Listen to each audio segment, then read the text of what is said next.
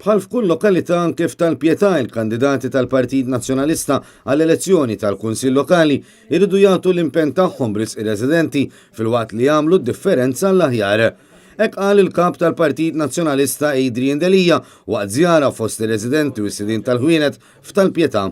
Preżenti wkoll il-President tal-Kunsill Ġenerali Kristi De Bono, il-kandidati għall-elezzjoni tal-Parlament Ewropew Rosalind Borg Knight u Dione Borg, kif ukoll il-kandidati għall-elezzjoni lokali. Hija lokalità żgħira fejn jista' jsir ħafna, il-Kunsill tagħna iddeterminat illi jagħmel id-differenza f'din il-lokalità.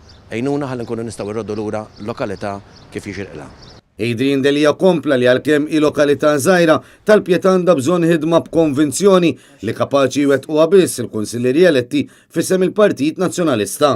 U semma ta' bżonnijiet li semmewlu l-Pjetaniżi fosthom il-bżonn ta' daycare center li ilu jintalab għal dawn l-aħħar snin.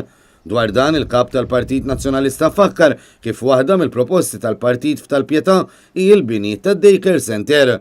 Adrian Delija tkellem ukoll dwar l-isfidi tan-nuqqas dejjem jikber ta' sigurtà, partikolarment fost l-anzjani u l-persuni vulnerabbli. U għalhekk li kunsill ġdid immexxi minn maġġoranza nazzjonalista jagħti priorità lis-sigurtà b'installazzjoni ta' kameras ta' sigurtà. Ir-residenti l-Ħwienet imbeżżajn inkwetati bin-nuqqas ta' sigurtà.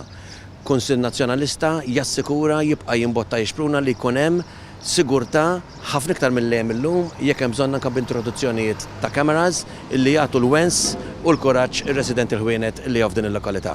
Il-kap tal-Partit Nazzjonalista tkellem ukoll dwar postijiet ta' interess f'Tal-Pjetà fosthom Villa Gwardamanġa u l-ġnien imsejjaħ Torpedo Depot. Fil-waqt li dwar Villa Gwardamanġa qal li ħasra li din il-binja storika tħalliet għal riħa tant li l-gvern wieħed biss iżda baqa' qatt marranġa.